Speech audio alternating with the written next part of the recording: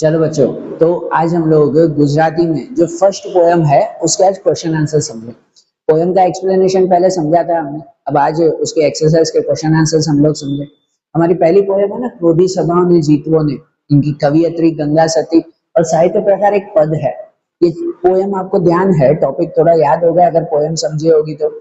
कि क्रोधी सभाओं ने जीतवों ने, कि जहां पर कवियत्री गंगा सती क्रोध को जीतने के लिए अलग अलग टॉपिक्स बताते हैं, अलग अलग मेथड्स बताते हैं प्रैक्टिकल, कि क्रोध को कैसे जीता जाए, गुस्से को कैसे जीता जाए। हमारे जीवन को जो है वो रोकने के लिए 6 हमारे दुश्मन कहलाते हैं। हमारे जीवन में खुद को आगे बढ़ने के लिए, प्रोग्रेस रोकने के लिए 6 दुश्मन कहलाते हैं। काम, क्रोध, लोभ, मोह, मद और मत्सर, है कि नहीं? इन 6 दुश्मनों में से सबसे बड़ा दुश्मन जो है वो क्रोध कहलाता है। कि क्रोध को जीतना जो है वो बहुत जरूरी है, और उसकी प्रैक्टिकल चीजें वो इस पोएम में बताई गई है कि नहीं? ये पोएम को एक बार ध्यान से समझ लेना। तो अब इनके एक्सरसाइज के क्वेश्चन समझे। एक्सरसाइज में सबसे पहला क्वेश्चन आता है एक वाक्य में, प्रश्न में एक वाक्य में उत्तर, 1 सेंटेंस है। और 1 सेंटेंस के जो क्वेश्चंस हैं, ये क्वेश्चंस आपके एग्जाम में एमसीक्यू में भी पूछे जाने के चांसेस ज्यादा रहते हैं, तो समझना है इसे। अब 1 और 2 सेंटेंस के क्वेश्चन यहाँ लॉन्ग हैं, मैंने यहाँ पर क्वेश्चन और उनके शॉर्ट में आंसर लिखे हुए, शॉर्ट शॉर्ट में आंसर लिखे हुए। आपको एग्जाम में जिस तरह से पूछे, जितने मार्क में पूछे, उसके हिसाब से आप थोड़ा सा एक्सपांड करके लिखना। 1 सेंटेंस वाले क्वेश्चन है उसको तो एक्सपांड करने की जरूरत नहीं है, पूरा सेंटेंस लिख देना सिर्फ। और एमसीक्यू में पूछे तो 1 वर्ड ही है। 2 मार्क्स से 5 मार्क्स में, जी हाँ 2 मार्क्स या 4 मार्क्स में जो आपको पूछते हैं तो एक्सपांड करके लिखना है, वो मैं उसके साथ समझाऊंगा। तब एक वाक्य में उत्तर अगर समझे तो जिनमें सबसे पहला आता है गंगा सती शाने जीतवानु कहे छे। गंगा सती किसको जीतने के लिए कहते हैं इसमें? तो पोयम किसके ऊपर है? क्रोध के बारे में, कि गंगा सती क्रोध ने जीतवानु कहे छे, कि खुद के गुस्से को जीतना बहुत जरूरी है। दूसरा, मननी द्विधा टाळवा कवियत्री केवो व्यवहार सूचवे छे। मननी द्विधा टाळवा, द्विधा मतलब मूंझवण, मन का कंफ्यूजन, मन में कोई भी तरह का कंफ्यूजन हो, प्रॉब्लम हो, डाउट्स हो, तो यहाँ कहो कि भाई गुस्सा हो एक तरह का, तो उसे दूर करने के लिए यहाँ पर कवियत्री कैसा व्यवहार, व्यवहार मतलब कैसा बिहेवियर अपनाने के लिए कहते हैं। तो कहते हैं कि मननी द्विधा टाळवा कवियत्री બધા સાથે સમાન ભાવે વર્તન કરવાનું સૂચવે છે। બધા સાથે સમાન भावे वर्तन मतलब सबके साथ समान भावे, इक्वालिटी से वर्तन मतलब बिहेवियर करना, सबके साथ इक्वल बिहेवियर रखना, तो ही हमारे मन की हर तरह की द्विधा, कंफ्यूजन, गुस्सा दूर होगा। क्योंकि जब हम लोगों के साथ जो है वो भेदभाव रखते हैं ना, तो मन में गुस्सा पैदा होता है। मैंने बहुत सिंपल सा एग्जांपल दिया था, क्वेश्चन आंसर के साथ प्रैक्टिकली भी याद रखना बेटा, तो वो चीजें जल्दी याद रहती है एग्जाम्पल्स के साथ। मैंने एग्जाम्पल भी दिया था कि हमें गुस्सा ज्यादातर तब आता है जब हम लोगों में भेदभाव करते हैं। कि भाई कोई हमारा दोस्त है, वो अगर जो है वो अचानक घर पे आ जाए तो हम खुश हो जाते हैं। कोई अगर दूसरा इंसान अचानक घर पे आ जाए तो हम गुस्सा हो जाते हैं, ये कोई घर पे आने का टाइम है। तो मतलब हमारे मन में लोगों के लिए भेदभाव है। सिचुएशन वही है, एक के लिए खुश हो रहे हैं, एक के लिए गुस्सा हो रहे हैं। इस भेदभाव की वजह से ही तो मन में गुस्सा आता है। सबको अपना समझे तो कोई भी आ जाए घर पे, हम लोग गुस्सा नहीं होंगे, बरोबर ने? ये जस्ट एग्जांपल। तो कहते हैं બધા સાથે સમાન ભાવે વર્તન કરવું, तो मन की हर कंफ्यूजन, हर गुस्सा जो है वो दूर हो जाता है। या दूसरा कहते हैं गंगा सतीना शिष्या कौन हता। ये खास पूछा जाता है आपका एग्जाम में कि गंगा सती के शिष्या, उनके शिष्य कौन थे, उनके स्टूडेंट कौन थे, उनके डिसिपल कौन थे। तो कौन थे उनके शिष्य? पानबाई। ये पानबाई की ऑलमोस्ट पोयम गंगा सती की पानबाई को जो है कंसिडर करते हुए लिखी गई है, उनके कॉन्टेक्स्ट में ही लिखी गई है। ये पोयम में भी वैसा ही है कि जैसे गंगा सती अपनी शिष्या पानबाई को सिखा रहे हैं कि गुस्से पे कैसे कंट्रोल करना है। ठीक है, तो गंगा सती ना शिष्या कौन हता? तो पानबाई, ये नाम याद रखना, बराबर? नोट कर लो ये 1 सेंटेंस, तो फिर 2 सेंटेंस वाला क्वेश्चन समझे। जैसे उसके बाद का क्वेश्चन है हमारा कि प्रश्नों 3-4 वाक्य में उत्तर लिखो। ये क्वेश्चन आपके 2-2 मार्क्स में पूछे जाते हैं, ठीक है ना? अब 2 मार्क वाले आपके क्वेश्चन हो ना एग्जाम में, तो उसके लिए आपको कोई इंट्रोडक्शन वगैरह लिखने की जरूरत नहीं है। आपको कहते हैं ना कि भाई 2 मार्क्स के लिए इंट्रोडक्शन लिखनी है या क्या, तो 2 मार्क्स में नीड नहीं है। 4 मार्क्स के क्वेश्चंस के लिए आपको इंट्रोडक्शन कंपलसरी लिखनी है। 2 मार्क्स में लिख रहे हो इंट्रोडक्शन, अच्छी बात है, नहीं लिख रहे हैं तो भी ठीक है। और इंट्रोडक्शन कैसे, मैं इसके बाद जो 4 मार्क वाले हमारे क्वेश्चन है, लॉन्ग क्वेश्चन है, उसके साथ समझा रहा हूँ कि इंट्रोडक्शन लिखना कैसे है। वो इंट्रोडक्शन 2 मार्क्स में लिखोगे तो भी बहुत अच्छा है, नहीं लिखोगे तो भी चलेगा, 2 मार्क्स में कंपलसरी नहीं है वो। अरे बात ध्यान। हाँ, और यहाँ जो है मैंने क्वेश्चन और आंसर बहुत शॉर्ट में लिखे हैं, बहुत शॉर्ट में आंसर लिखे हुए हैं। जो मैंने पॉइंट्स लिखे हैं ये पॉइंट्स आपके आंसर के अंदर इंक्लूड होने चाहिए, तो आपको पूरे मार्क्स मिलेंगे कंफर्म। ठीक है ना, ये पॉइंट्स उसके अंदर होने चाहिए, उसके बाद आगे पीछे सेंटेंस वो आपको बना के लिखने हैं। ठीक है, तो चलो अब ध्यान से समझना कि सेकंड क्वेश्चन है प्रश्नों 3-4 वाक्य में उत्तर लिखो। और उसमें हमारा पहला क्वेश्चन आता है कि गंगा सती अंतरमा શું ધારણ કરવાનું કહે છે અને શા માટે। કે ગંગા સતી અંતરમાં मतलब हमारे मन में क्या धारण करवाना, धारण करवो मतलब कि भाई क्या जो है वो अपनाना, हमारे मन में क्या अपनाने के लिए कहते हैं और क्यों। मैंने शॉर्ट में लिखा है कि गंगा सती अंतरमा वैराग्य धारण करवाનું કહે છે। ये पॉइंट हमारा मेन है, मेन आंसर कि वैराग्य धारण करवाનું કહે છે।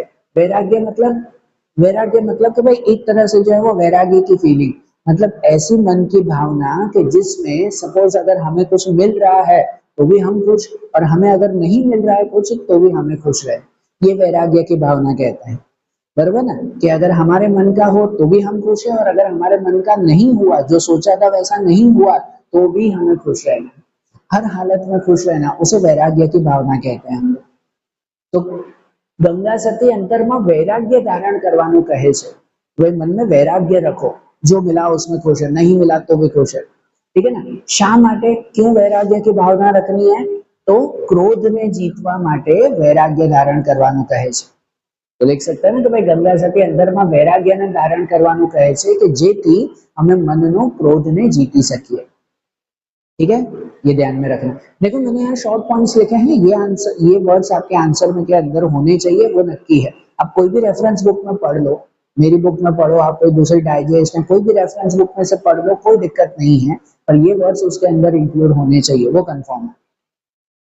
सो वैराग्य धारण करवाનું કહે છે ક્રોધને જીતવા માટે। और दूसरा पॉइंट हमें ये लिखना है कि वैराग्य अपनाए कैसे, कैसे मन में जो है वो वैराग्य आए, तो उसके लिए भी प्रोसेस गंगा सती ने बताई है कि भाई मन जो है वो हमेशा निर्मल रखना, कि मन में कोई भी तरह की जो है वो खराब फीलिंग न रखना, मन को शांत रखना, कि मन को निर्मल रखने से हम काम को जीत सकते हैं, हमारे मन की जो भी इच्छाएं हैं उसे दबा सकते हैं, मन का गुस्सा जो है वो दबा सकते हैं, और वो काम के जीतने पर ही वैराग्य धारण होता है। यहाँ काम मतलब भाई हमारे मन की इच्छाएं, मेरे हाथ में ये भी होना चाहिए, मुझे ये भी मिलना चाहिए, उसके पास ये है मेरे पास ये क्यों नहीं है, मेरे पास इतनी बड़ी गाड़ी और ये चीजें होनी चाहिए, ये सब जो इच्छाएं हैं उसे हम काम कहते हैं।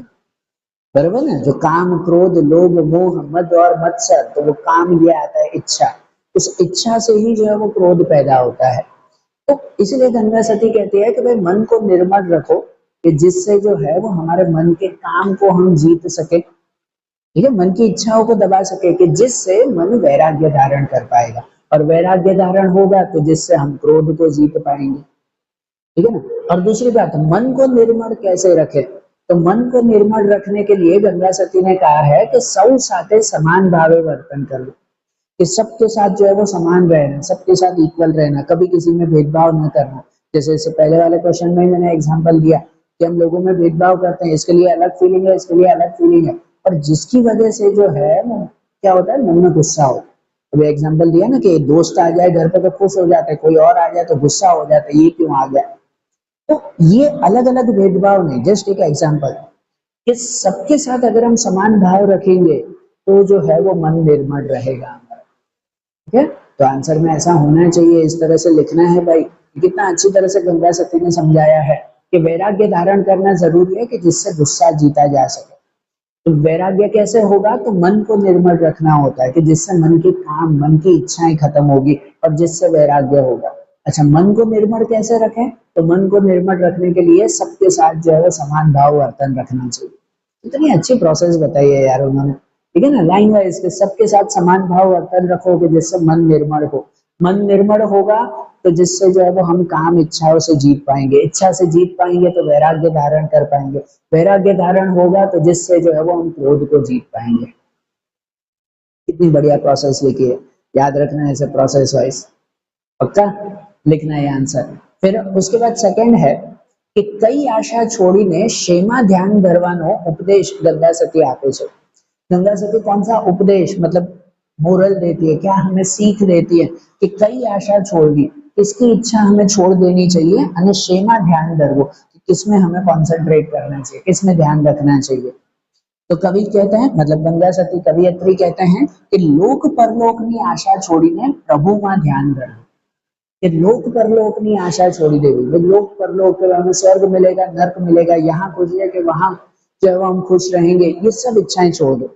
लोक परलोक की इच्छा छोड़ दो, आशा छोड़ दो ने प्रभु में ध्यान धर लो, कि भगवान में जो है वो सब ध्यान रखो, भगवान की भक्ति भजन करो, ठीक है ना। लोक परलोक की इच्छा कभी नहीं रखनी। कहते हैं ना, साचू सुख प्रभु नु ध्यान અને भक्ति भजन માં જ છે, कि हमेशा पूरे कंसंट्रेशन के साथ भगवान का ध्यान करना और भगवान की भक्ति और भजन करते रहना, सच्चा सुख, साचू सुख एમાં જ છે, उसी में ही जो है वो हमें सुख मिलता है, बराबर। क्योंकि अगर हम लोक परलोक की इच्छाओं में रहेंगे तो फिर जो है वो सही चीजों में हम ध्यान ही नहीं दे पाएंगे, हमेशा जो है वो डरते रहेंगे, यार ये काम किया तो भाई क्या कहते हैं कि भाई सही होगा गलत होगा, ऐसा ऐसा किया ऐसा सही हुआ कि गलत हुआ, इन इच्छाओं में हम लोग फंसते रहेंगे।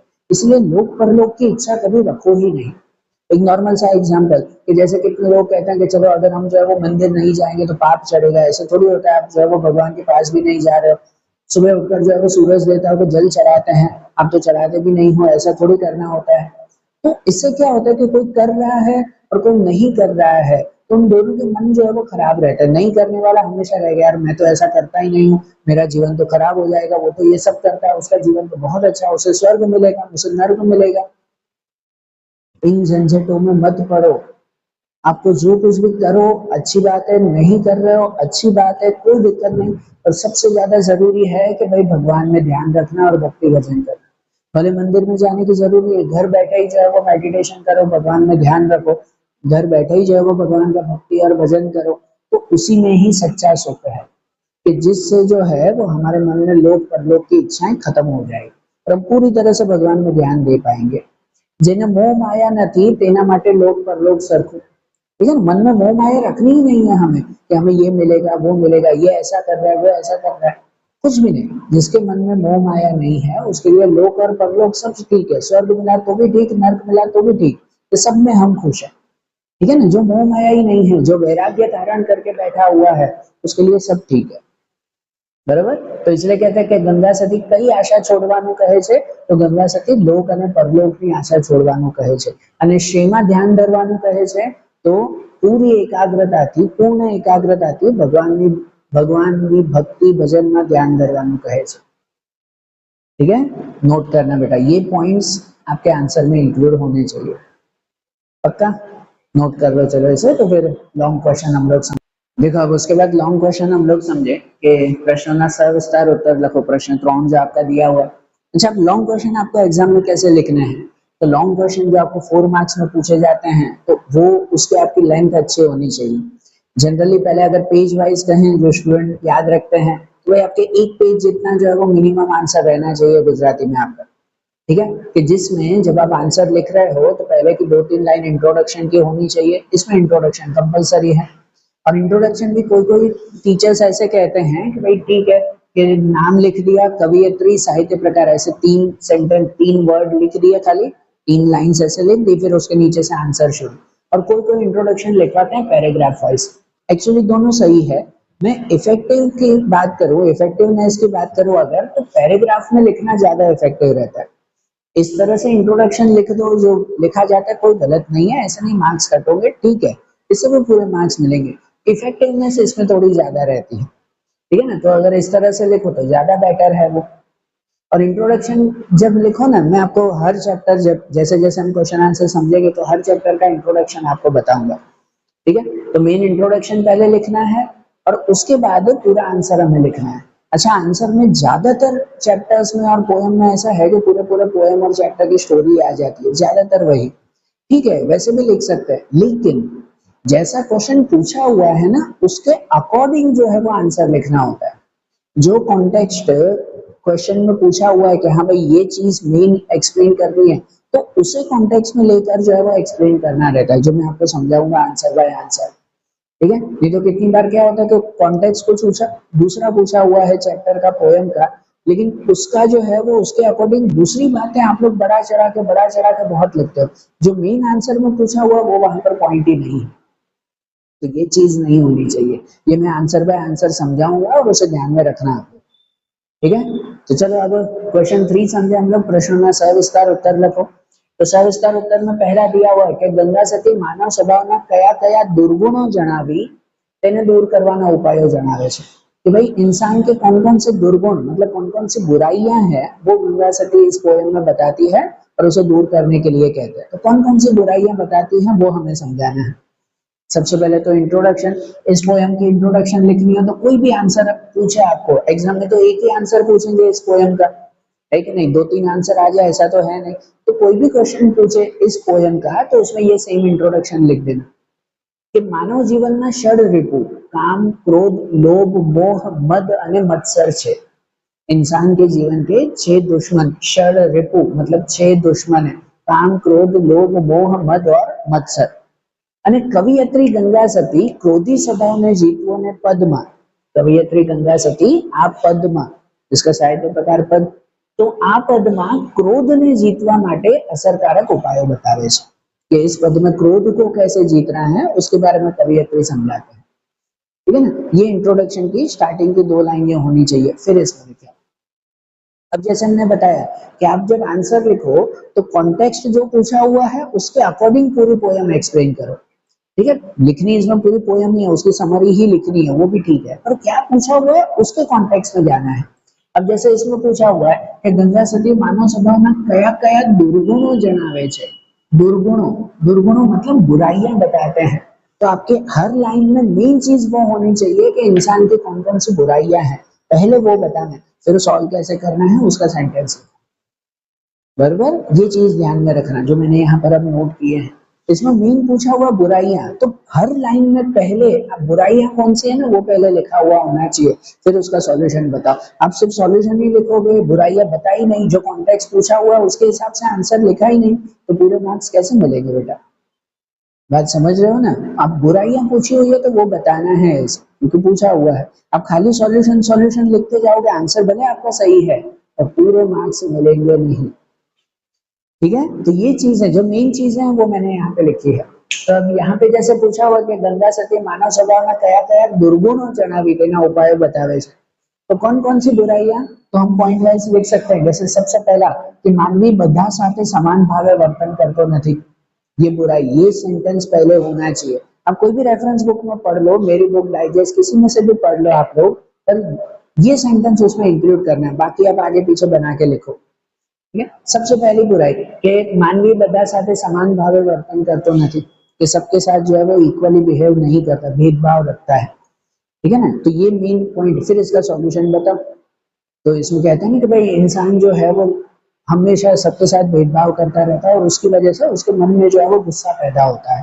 तो इंसान अगर जो है वो मन को शांत रखे, किसी के साथ कोई तरह का भेदभाव न करे, ठीक है, और मन में वैराग्य की भावना रखे, तो जिससे उसके मन का गुस्सा शांत होगा, ठीक है।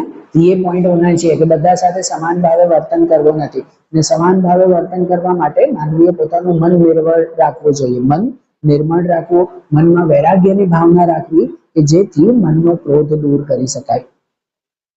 दूसरा कि लालचમાં मानवी ખોટું કામ કરતા અચકાતો નથી, ठीक है ना। कि भाई इंसान को जब जो है वो लालच आती है, फिर काम जब जो है वो बढ़ जाता है, 6 दुश्मनों में से एक काम, इच्छाएं जब जो है वो बहुत ज्यादा बढ़ जाती है, लालच बढ़ जाती है, तो इंसान गलत काम करने से भी डरता नहीं है।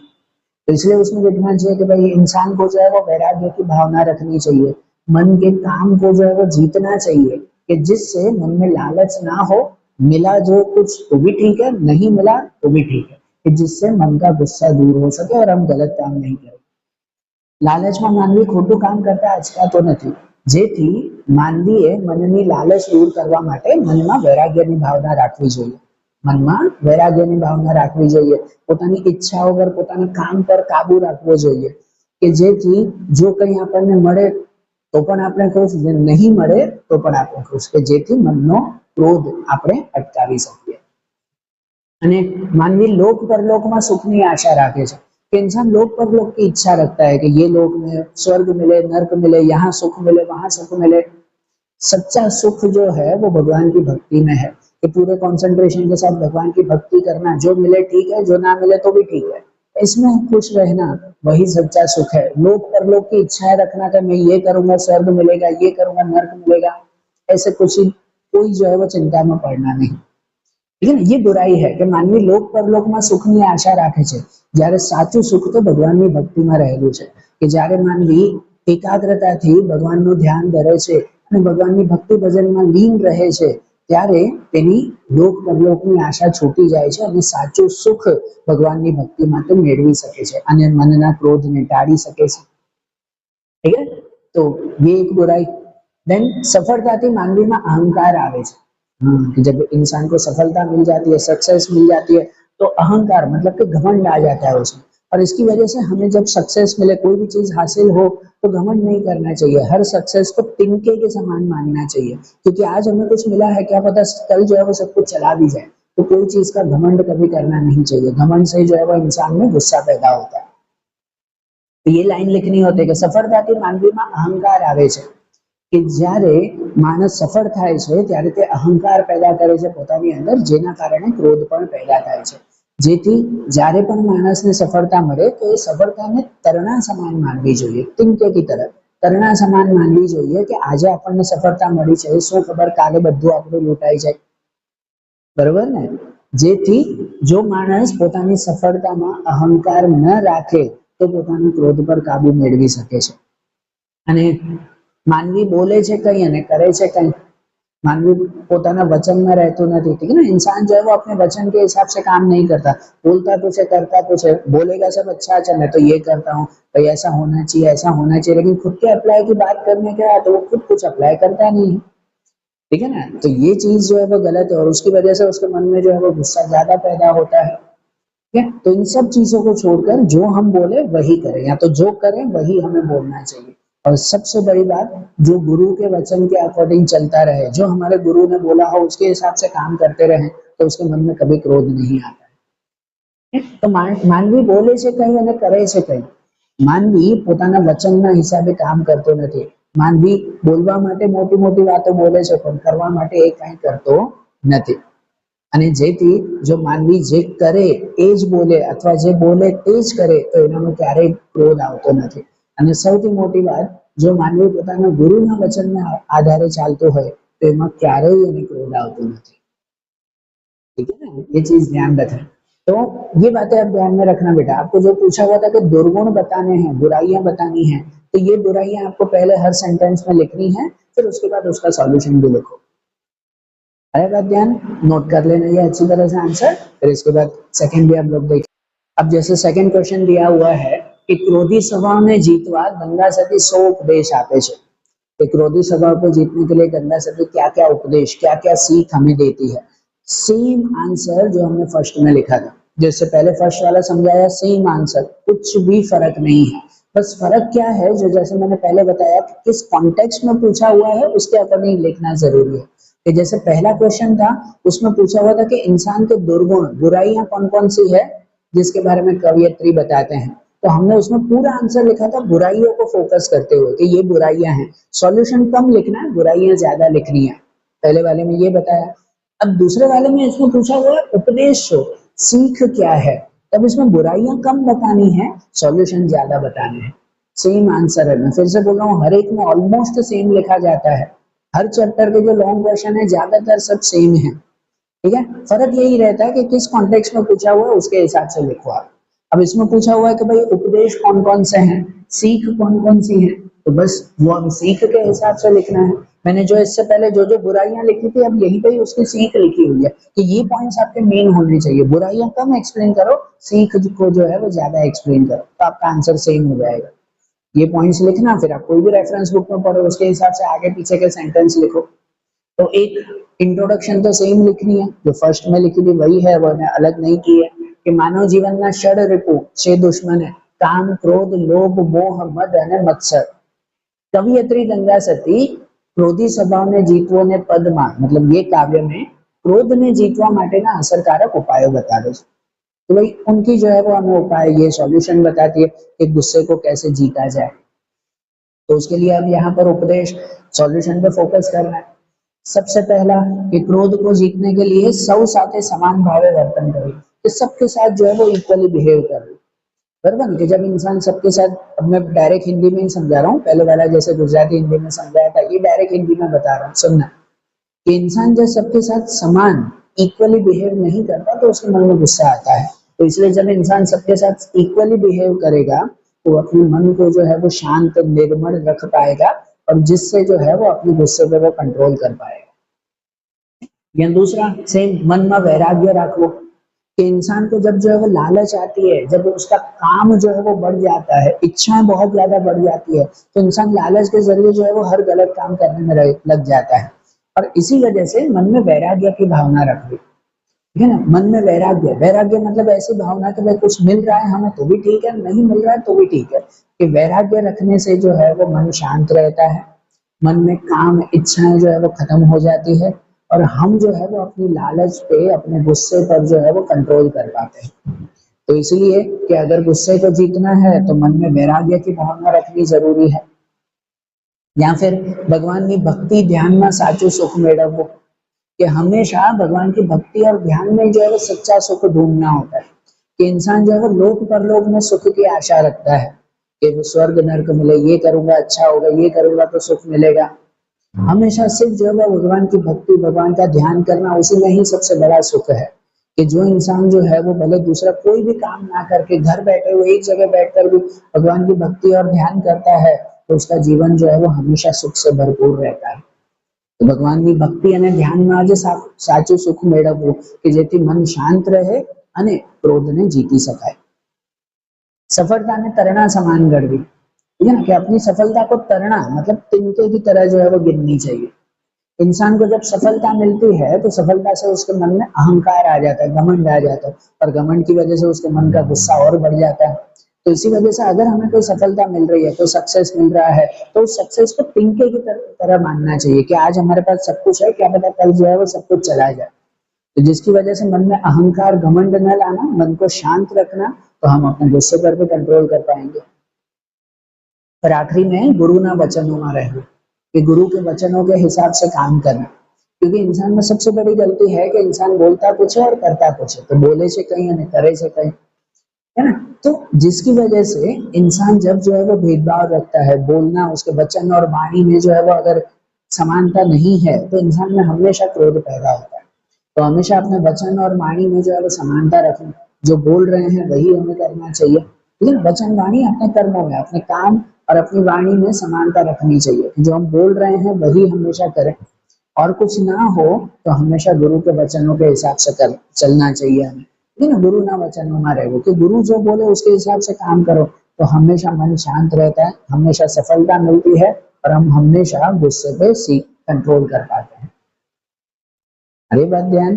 हाँ, तो ये पॉइंट्स आपके आंसर में होने चाहिए। और जैसे बताया कि इसमें उपदेश पूछा हुआ है, तो उसके कॉन्टेक्स्ट भी ज्यादा लिखना, बुराइयां कम बताना, सॉल्यूशन ज्यादा बताना। पहला वाला क्वेश्चन था उसमें बुराइयां ज्यादा बतानी थी, सॉल्यूशन ठीक है कम बतानी थी। आई बात ध्यान। ठीक है, चलो नोट कर लो। और आज जैसे फर्स्ट पोएम में हमने समझे क्वेश्चन आंसर एक्सरसाइज के, वैसे ही आगे के चैप्टर, आगे के पोएम्स के भी हम नेक्स्ट वीडियोस में समझेंगे। ओके, चलो, थैंक यू।